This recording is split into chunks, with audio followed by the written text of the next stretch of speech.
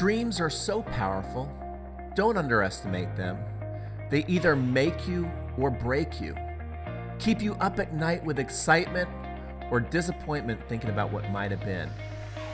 Most people give up on their dreams, thinking it's too big for them, that maybe their dream was made for someone else, or simply that it's too late to start. Here at Dreamers Over 30, we teach you it's never too late. Don't ever give up on your dreams, because your dreams, they're what you're made of. They either fill your soul with gratitude or eat away at it. So join us on our journey.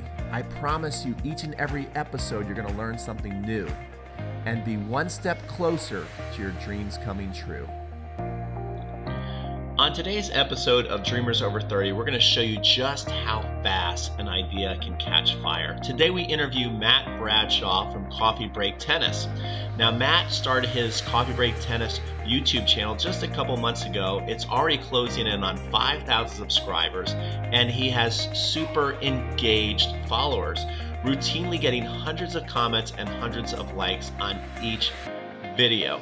Today we're going to learn about how he is doing a lot of this on accident, but it's actually quite formulaic, and if you follow Matt's system, you are going to learn some really cool stuff that's definitely going to help you launch your business and get it off the ground. So let's get started. Let's head to the beach where I interview Matt from Coffee Break Tennis.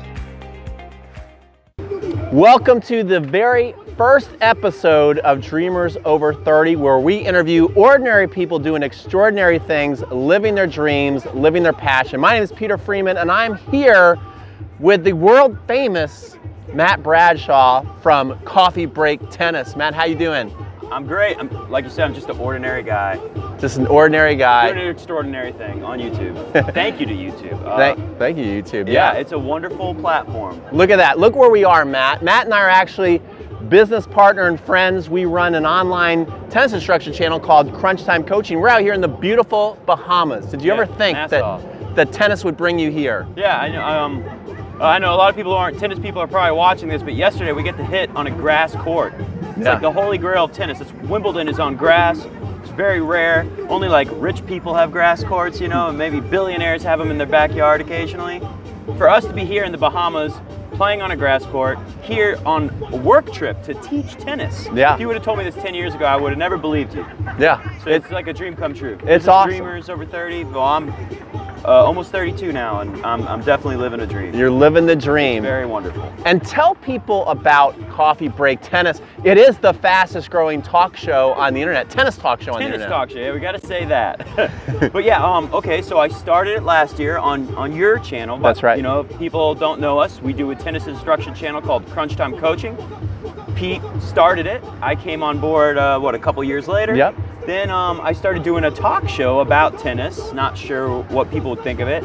And like you always like to say, it kind of exploded. It exploded. The first video got over 10,000 views very quickly. Yeah. Fast enough to shock me. Awesome. But it didn't start that way. It didn't start that way. I want you to tell people kind of how it started. Where did it start? How did we get the idea? And then how did it turn into all of this? Pete started doing after popular matches, you know, like Roger Federer, Nadal, guys like that would play at the biggest tennis tournaments in the world on TV, and then Pete would go live on YouTube and talk about it after the match, kind of wrap it up. Right.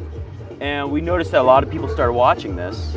A good tip to get a lot of views is follow popular events and talk on them. Yeah, it's a good way if you want to get started with something. If there's something like that and whatever your interest is, if you want to start a YouTube channel, it wouldn't hurt to start right there. Yeah. And you know, if you've been following it long enough, you're kind of an expert. Exactly. So I saw Pete doing it, and I've been following tennis closely for like almost 15 years now. And I've always wanted to do, ever since I was a little kid, I wanted to do a radio show. I thought radio was so cool when I was a kid. So anyway, so I started doing it. And the first video we put out, it wasn't so good. People were watching it because there was a big tournament on, but I think a lot of people thought they were going to see highlights. So they click on it expecting to see two players playing. Two people playing on the clay at the French Open, and then they see me. And there was comments, I'll never forget one comment, the guy said, why would you think that anyone would care what you have to say about tennis? Yeah. And it turned out thousands of people care about what I have to say about tennis. Right, so you showed him. One person even said, why don't you go kill yourself? Yeah, he said, you should jump off a cliff and kill yourself, something like that. That wasn't very nice. And it hurt, and it upset me. But at the same time, you know, I wanted to succeed at this so bad that, you know, and I was going to say, you kind of have to be a crazy person to pull something like this off, to do this. You know, you can't look at it like a normal person. You have to have this almost unrealistic belief in yourself, belief in your dream. And I always think about what Jerry Seinfeld said, I can't remember the quote exactly, but he said something to the effect of, you got to go through a lot of people telling you you're no good, people telling you that you suck. Yeah. And you just got to keep telling yourself, no, I don't suck. I'm going to do this. I'm good at this, and I'm still figuring it out. Yeah, that's great. And look how it turned out for him, you know? Exactly. But look how it's turning out for me now. So people are telling me to kill myself, and I'm looking at this thinking, okay, I'm a big tennis fan. If I click on it expecting highlights, I might be upset too. I'm not going to tell the guy to kill himself, but maybe I'd give him a thumbs down. Exactly, at the very most, right. Or I won't watch it again. And so I started thinking, what would I appreciate as a tennis fan? What would I want to watch? And then that's when I came up with the idea, a fun little talk show about tennis where you know, this is not highlights, this is a tennis talk show. Yeah. And I wanted to see if people would like that, and it turned out a lot of them really do. Yeah, they love it. And what I love about the show is there's so many like themes, you got a certain look, where what I was doing basically, it would get a lot of views, but it wasn't a show, you know, per se. You've really turned into a show. Tell some of the dynamics. I think this is something that a lot of people can learn from. I really like the way you've branded yourself and themed out the show. Can you just explain a little bit of that to people? It's funny because I did a lot of stuff, a lot of really smart things on accident almost. I agree. It was like, it was just fun to me. I liked it. I thought it was cool. Yeah. I figured it out pretty early on, like, I'm a big tennis fan. Think about what would I love? What would be something I would just think, this is the greatest thing ever? And I just kept trying to do stuff like that. Yeah. So that's really the way to go. Whatever it is, you know, I'm sure people watching this aren't going to be doing a show about tennis, but whatever you want to do, you know, if you know a lot about it, do your research. What's out there for people? Like I knew, okay, we got Tennis Channel. There's a little bit of commentary shows on there, but also mainly matches. Most of the tennis coverage is you just get the match and then that's it. And it's also very dry. And you have things like you've thrown your cat into it. They're saying Roger Federer is, they're saying Roger Federer is the GOAT. The greatest of all time. His cat is? Mr. GOAT.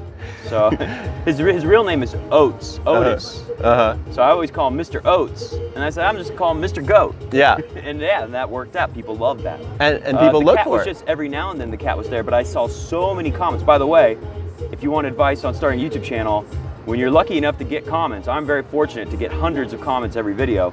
Read all those comments. You learn so much because those are the people that like you. Yeah. So if you're making them happy, you're making, you know, I used to tell myself early on, like, okay, if there's this many comments, if 3 people said the same thing, there's probably like a couple hundred people that don't comment who just watch that think the same thing. Yes. So if I try to make those few people happy, I know I'm really making hundreds, maybe thousands of people happy. Yeah. Like I said, I did a lot of stuff on accident. I made it coffee break tennis. I don't even know where I got the idea. I guess I just thought it was cool to talk about tennis and drink coffee. Yeah. So I'm always drinking coffee. I'm always sipping the cup at the start of the show. Yeah. A little slurp sound, and people love that. Yeah, you have certain cues that you do that people are like waiting for. Like, I hope he does this in this video. Another thing that I love is nickname every player. You nickname every player. Can you give us a little bit? There's a guy out there. There's Pablo Carrera Busta. Yeah. This thing is turned into a monster. It's crazy. So one day, for some reason, I just felt like Pablo Carrera Busta really loud, like a soccer commentator or something. This is what I'm getting at. We may see a rematch on a faster court, Miami. Roger will play a qualifier. Then he is likely to face the seed Verdasco. Of course, he could play Tennis Sandgren, Guillermo Garcia Lopez. Round 16, a guy named Pablo Carrera. Quarterfinal. And now, like, I have to do it every show or else somebody's unhappy. Yeah. People just love it. Another thing that is the littlest things. Another thing that's so important with YouTube channels and growing your following is you do have to ask for things. You have to ask for the likes. Oh, you have to ask for the subscribes. But again, another thing that I love and a good advice for everybody out there is you make it unique and fun. Like, as I watch, I'm like, why wouldn't I subscribe? This is so fun. Could you just get in coffee break mode for us and tell people, again, remember, this is tennis, so tell people how you get people to subscribe. Oh, yeah, it's very important. And I gotta say, before I did this, I was getting lots of thumbs up and comments, but after I started talking about it, it grew. Yeah. And then when I did this, I'll go into coffee break mode for a second. So I say, welcome to Coffee Break Tennis, the fastest growing tennis talk show in the world. I'm your host, Matt Bradshaw. And this is Mr. Goat, the talking tennis cat, who never talks, by the way. He never says a word. Yeah, that makes it funny. But I say he's a talking tennis cat, and it works. Yeah. People believe it. And I say, hey, if you like what we're doing here, don't just hit that subscribe button. And I got a tennis ball in my hand, because in tennis, you hit a ball like this, it's called a smash. Yeah. Obviously, you know that. Yeah. So I throw the ball up and I say, don't just hit the subscribe button, smash that subscribe button. Yeah. And then also in tennis, they have a touch. There's a soft shot, you hit a touch volley. And I say, hey, if that's too big of a commitment for you, then just touch volley the thumbs up button. Give us a like. I love that. If that's too big a commitment for you, then just give us a touch like. And I mean, the least they could do is give you a touch like. I think that's what people start to think. Yeah. Like, well, maybe I'm not going to subscribe, but the least I could do is give this guy a like. He's working hard for us. Oh yeah, well, you know, it's like what I was saying earlier, it made me giggle. You know, I thought about this, I envisioned it on the show, and I just started laughing, and I thought, okay, well, that's it. Yeah. Anytime it makes me laugh, it's got to go in the show. Yeah. Or if I tell you, or I tell a friend of mine about it, and they laugh, it's going in the show. Yeah. Another thing I love are your headlines and your thumbnails, which are, you know, Thumbnails are very important. I was lucky to figure that out early. Yeah, can I just go on a little bit about this? Most of the time when you're taught to give a title, it's like really keyworded to death, you know, like Roger Federer versus Busta, Yeah. Australian Open, and that works really well. But what I like is you kind of have a little flair of that in there, but then there's like some humor or some like drama or controversy. How did you come up with that formula? What, you mean in the title? In the video? title, I think your titles are very interesting. Or are you not guess aware of how so. great your titles are? I mean, like I said, I do a lot of stuff really well on accident with the YouTube. It's kind of like this is the perfect job for me all along. But I just try to, you know, capture what the video's about, you know? It's like headlines. I think about it like a newspaper. Right, okay. There's the big headline, there's the little headline. So Okay. I try to put that in the thumbnail. Very cool. And So I show the pictures of the players. So the big headline is the headline, and then the thumbnail is kind of like the subplots. Is that kind of how you think about I it? usually put something from the big headline in the thumbnail, but not always. But you know, like little subplots to the story. I put them in the thumbnail. Yeah. And if I can, I do something very funny. Yeah. You know, I can't even think of all the crazy thumbnails I've made. Oh, like I don't even remember why I did it, but I took Tupac and put because there's a Tupac album called All Eyes on Me, and in the Australian Open, you know, a lot of the top players were dropping like flies, and Federer was still there. So I said All Eyes on Fed with you know, Tupac doing the West Side, and I photoshopped a Roger. There's a hat like this. I happen to have one. That's how big of a fan I am. Federer, tennis fans around the world wear this. This is, you know, this hat is a big thing. So I photoshopped one of these on Tupac's head and put All Eyes on Fed on the thumbnail. And that I put a crown on Del Potro when he won the Miami Open. I put a crown on him like he's a king. Yeah. You know, it's just stuff like that. Very cool. And fun. And another thing that I think is kind of cool is really to shout out and like define your audience and to really build a community. Like, again, your show talks a lot about Roger Federer because that's your favorite player. Again, it doesn't matter if you like tennis or not, but one thing that he does is he calls all his followers Fed heads. Well, because so many of them wear this RF Roger Federer hat, Fed on your head. Yeah. I said it in like the first episode. I said, I wear the Fed on my head because I'm the king of the Fed heads. And now your people are actually calling themselves Fed heads. Like, you guys are all Fed heads. I hear it on Tennis Channel now. I swear, Pete, sometimes I wonder if they're over at Tennis Channel watching me and copying some of my ideas. But then another thing that I love too, and I think they are because they're so unique and they're so good, but another smart move you made is you said that you're king of the Fed heads. So they know that you're the leader, which I think is important. So. Which I didn't even invent Fed heads. Somebody else, you know, somebody was saying Fed tards. So I saw that and thought, well, I want to, you know, that's a negative, and I'm going to turn it around and make it something funny. I do that all the time. So I said, oh, they're making fun of us saying we're Fed tards, so I'm going to say, no, we're Fed heads. We're Fed heads. That's so good. Proudly a Fed head. Yeah. You know? Which I think is another strong thing. It's so important to be niche, right?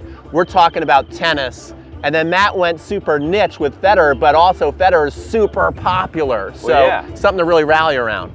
Yeah, you know, whatever you want to make a YouTube channel about, like I said, you know, do your research, see what kind of coverage is out there, what's lacking, what's a need.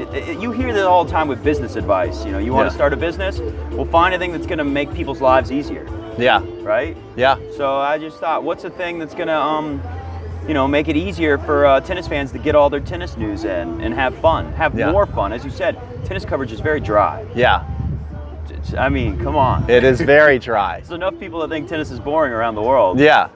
But yeah, so I thought, well, there's a need for somebody like me with my kind of personality to talk about tennis. Exactly. You infuse your personality a lot into your commentary, which is also very smart, I think. I think you give smart, intelligent commentary, but then there's also the fun side, and you're using your unique talents. Like one thing is you're also a musician. So talk a little bit about that. Yeah.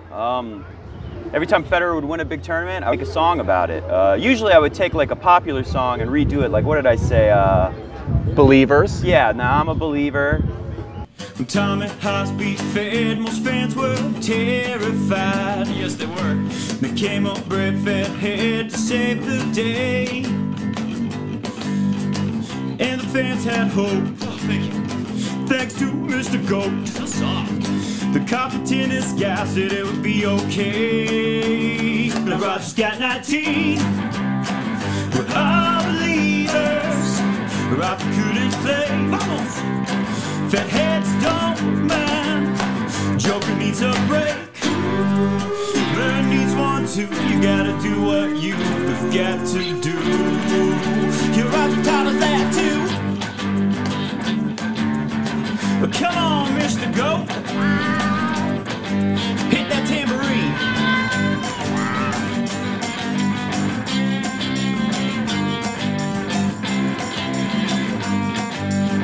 The coffee tennis guy said it'd be okay.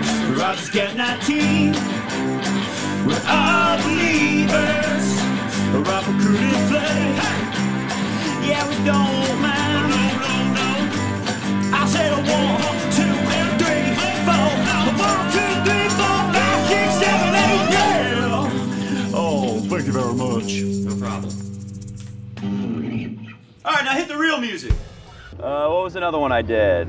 Well, you did. There was Chung, who is a up and coming tennis player, and you said Federer beat Wing Chung tonight song. Yeah. Federer beat Chung tonight. Yeah, because they play. Yeah. That was a good one. Yeah. Federer beat Chung tonight, and he did it in 2 sets. All right. Federer beat Chung tonight, and it gave Chilich a big old fright. Yeah, Chilich had a big old fright. Oh, and he's hugging on his pillow tonight. Chilich gonna hug that pillow tight. Yeah. Chilich got a big old fright. If I was really good at guitar solos, that's where I would do the solo. But I'm not. So that's kind of cool too. You don't and don't. I think the key is don't be intimidated that you have to play music, that you have to have a huge personality. There's also people out there in tennis who, frankly, have a dry personality, but they're sticking to their personality and they're making it their own. And that's what I think is so good about what you do. Yeah, you can't pretend to be someone else. Just dig deep into your own personality and find the best things. Like I knew, I'm not the greatest singer-songwriter, but I'm pretty good. I'm a lot better than the average person, that's for sure. So I knew, like, okay, I can have my own music instead of having to pay to download somebody else's music and use it in my show. Right. So I knew that would be an advantage. And the one thing I was really smart about is the intro music to the show. I got lucky, Sometimes you write a song and it sucks, but yeah, I made a very good little intro theme. Yeah. And maybe it's not music for whoever's watching this. Maybe you're really good at making thumbnails. You don't know it yet, but maybe that would be something you're very good at. Yeah. If you have any kind of background like graphic design or something like that, you know how to use Photoshop. I don't even use Photoshop. I use the video editing software to make the thumbnail. Mm-hmm. But there's so many things that people are good at, or unique personality traits that people can tap into and turn it into a strength. Exactly. And anything, let's say you also have a vision and anything you're not good at. Let's say you're not good at making a thumbnail and go, oh, that Matt's got a big advantage of me because he can make thumbnails. You can have somebody do it for you. You can outsource it. Yeah, so don't let any thought hold you back. You can do anything you want. I think what are the keys to being successful online? What do you think? Well, you've got to know there's an audience out there for what you're intending to do. And that audience might already be happy with someone else. Mm-hmm. So you got to do your research, figure out what's your interest. Hopefully it's something you know a lot about. Yeah. I'm sure some people are watching this thinking, well, I just want to have a YouTube channel and be my own boss. Yeah. You know, I want to live the dream, but I have no idea what I'm going to talk about. So definitely do your research, find a thing that you know enough about to make a show about, to talk about all the time, and see what's out there already. Know your strengths and weaknesses. You know, it'd be very helpful if you have a background in graphic design or something like that, if you know how to use Photoshop. If you can make your own thumbnails, extremely valuable skill right there, but it's also very valuable to know that it would take me forever to learn how to do this. So I'm just gonna, there's all kinds of services online like Fiverr, and Fiverr's a good one, where you can hire people around the world to, and often very cheap, to do a much better job than you can and a lot faster than you can on certain things. So know what you can do and what you should outsource, because be ready to work like 40 hours a week on your dream on top of your regular job. And then finally, any kind of break into the business advice, a way to, you know, whether it's mindset, just a good way to get started, anything that helped you get started.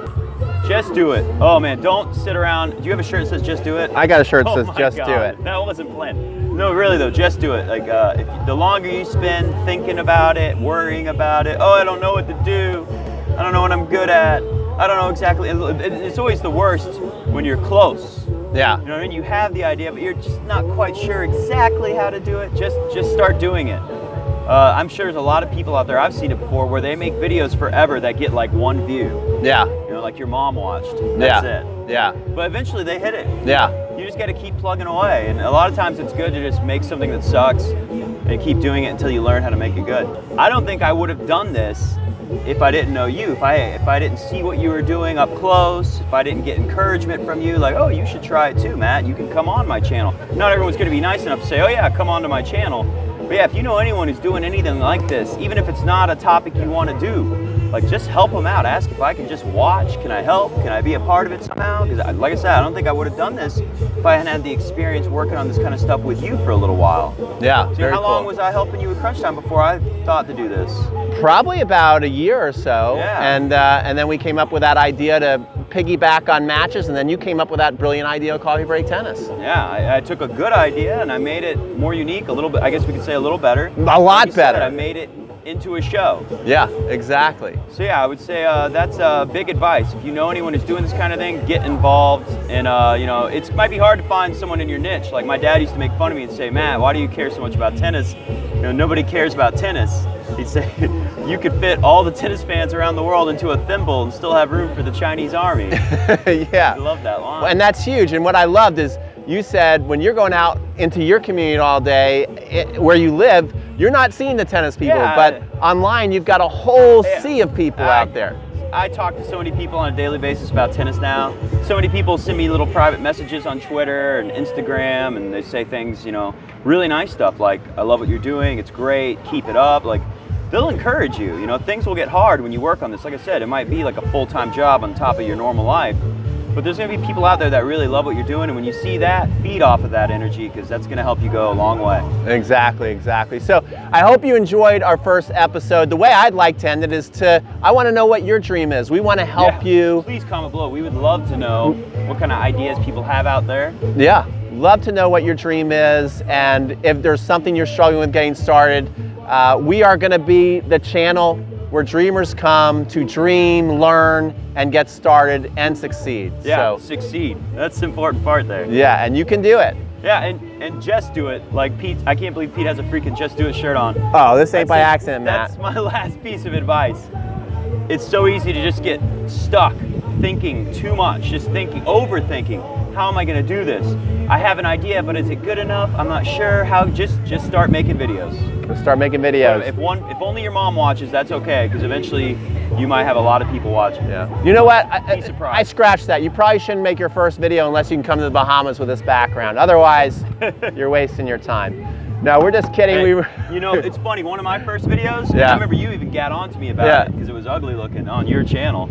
I just took my camera, turned it on live after a big thing happened in tennis world, and I just like looked at it, and you could see like this nasty ventilation stuff hanging from my ceiling in my basement, and it gets 17,000 views in like a day. There you go.